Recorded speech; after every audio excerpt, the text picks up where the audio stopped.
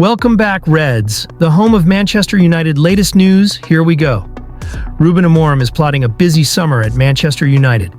Man United Dream 11 next season as Ruben Amorim plots massive rebuild with 4 signings. Manchester United had a quiet winter transfer window with just 2 signings, but that could all change in a few months. With Ruben Amorim targeting a huge influx of new players at Old Trafford, Manchester United could be in line for a stunning summer transfer window as Ruben Amorim eyes a massive rebuild. The Red Devils have endured a miserable season so far and sit 13th in the Premier League table.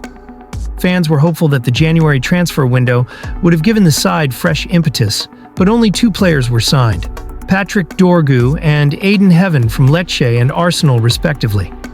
United Chiefs have preferred to keep the purse strings tight this winter, ahead of a potential splurge in the summer as Amorim embarks on his first full season. And there are already a few positions where the Portuguese coach is keen to strengthen. That includes both at center-back and in United's attack. With that being said, Mirror Football has decided to take a look at the potential starting Emmys that Amorim could pick on the first day of next season. Despite having a mistake in him, former Inter Milan goalkeeper Andre Onana appears sure to be United's #1 for the foreseeable future, but there could potentially be changes in front of him. Dorgu should be drafted in at left-back following his £25 million switch from Lecce. He could potentially be joined by another new signing on the opposite flank. Despite Noussair Mazraoui's impressive debut season, Sporting Lisbon star Giovanni Quenda has been strongly linked with a switch to Old Trafford and would be a perfect candidate for the right wing-back role. There could also be a slight tweak in the heart of defense, with Lisandro Martinez looking likely to be ruled out for the rest of the calendar year. Jared Branthwaite is a long-term target of the Red Devils, and a move could be revived should United want a replacement for their injured defender. He would assemble an excellent backline alongside Lenny Yoro and Matthijs de Ligt. Giovanni Quenda is a summer target for Man United.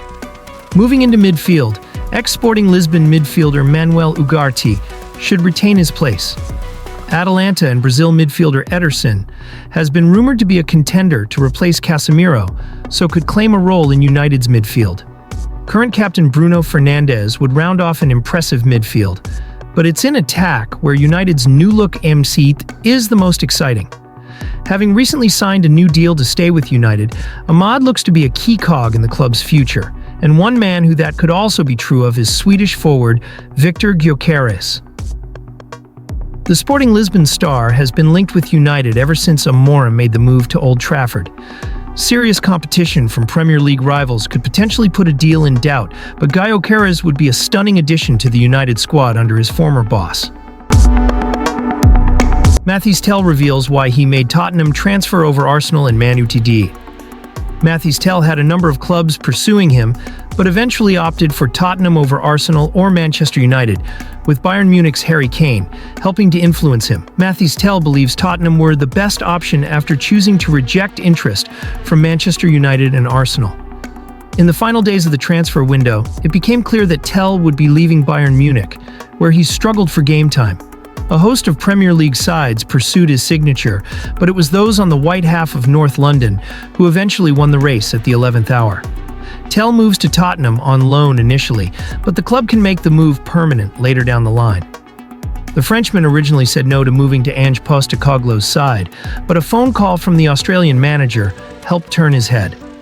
Arsenal and United failed to back up their initial interest, with the Red Devils opting against paying the loan fee Bayern wanted. Tel has cited the desire and the commitment from Tottenham as a real difference maker in making his choice. He said, "Why I chose Tottenham because that was the best option for me. What was important for me? I felt the commitment. I spoke with the president, Chairman Daniel Levy, talked with the manager. I'm young. I've started to grow up. And this was the best option for me, and I'm very happy. I'm very excited to play with my teammates. For the fans, that's a new challenge for me, a new chapter to open. Very excited about it."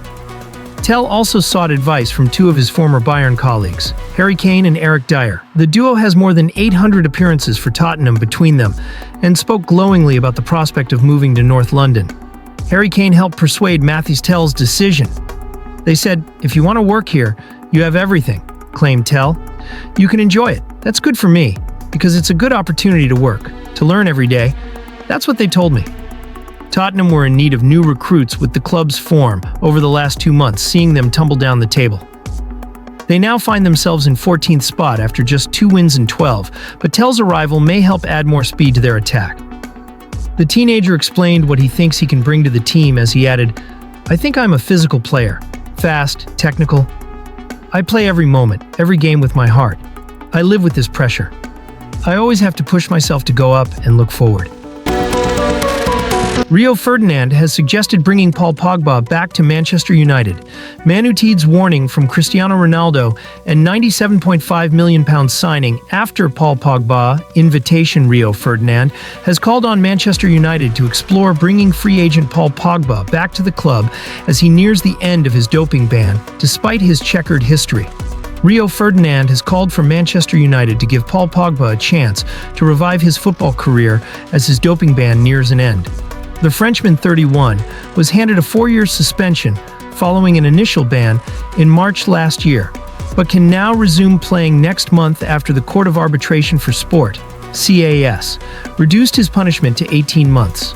Pogba is currently without a club after Juventus terminated his contract last November, although he is free to train with clubs now. Ferdinand believes Ruben AMORIM should extend an offer for him to train at United, a club where has had 2 previous spells. On his show Rio Ferdinand Presents, the Red Devils legend said, "I'd say to Pogba, come in and train with us. Let me see what you've got. I'd do that. I would have done that already. Come in and get fit." Ferdinand added, "I'd also have a look if he's in a position to be re-signed." There would be understandable wariness about the idea of Pogba returning to United following his lackluster second spell at the club, especially considering United forked out £89 million to bring him back from Juve after allowing him to leave for free just 4 years before. Football history is littered with reunions which failed to pan out as hoped, including at United. Cristiano Ronaldo. The long-awaited return of Ronaldo to United soon turned sour after his 2021 homecoming.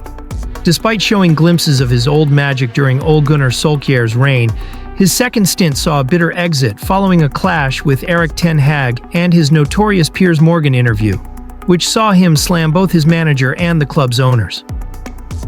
Ronaldo, who turned 40 on Wednesday, will always be a United legend, but his messy second departure did no favors for his legacy. Cristiano Ronaldo's second spell at United ended in acrimony. Romelu Lukaku. Lukaku may not have been everyone's favorite at Old Trafford, but labeling his 2-year spell a failure would be unjust. The Belgian striker scored fairly regularly, and there was no significant financial loss when he was sold to Inter Milan in 2019. After struggling for first-team opportunities at Stamford Bridge in his early days, he moved to Everton, where he excelled before his time at United and Inter. After leading Inter to the Serie A title, Chelsea splashed out £97.5 million to bring Lukaku back, only for him to score a mere 7 goals in his first season before being loaned back to Inter. Another loan spell at Roma followed before Chelsea managed to recover some of their initial investment, when Napoli shelled out £30 million for the 31-year-old last summer. Andriy Shevchenko. Shevchenko is another big Chelsea signing that didn't pan out. The Ukrainian legend arrived from AC Milan, where he is revered for a British transfer record £31 million in 2006. However, after scoring just 9 goals in 2 seasons, he was loaned back to Milan. It seemed like a sensible move, but Sheva appeared a pale imitation of his former self.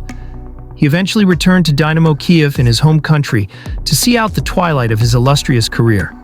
Kaka-like Shevchenko, Kaka is revered as an AC Milan legend, but this is largely due to his first stint at the club. He led the San Siro club to Champions League victory in 2007 before, like many players of his caliber, transferring to Real Madrid 2 years later for a record-breaking fee. He was joined by United's Ronaldo, who outshone the Brazilian. After an underwhelming 4-year spell in Madrid, he went back to Milan hoping to recapture his previous form. However, it didn't pan out, and after just a year back in Italy, he left Europe for the sunny climes of Florida and Orlando City. Joe Cole. Cole was once hailed as the future of English football after graduating from West Ham's academy, with his playing style drawing comparisons to Paul Gascoigne. Following West Ham's relegation in 2003, he transferred to Chelsea, where he clinched 3 Premier League titles. Sadly, injuries began to plague his career and his time at Liverpool, and Lille was less than impressive. In 2012, he made a heartfelt return to West Ham, but the clear affection between him and the club didn't translate into on-field success. His second stint at Upton Park was short-lived, lasting only 18 months before he moved on to Aston Villa and Coventry, rounding off a career that never quite lived up to its promise.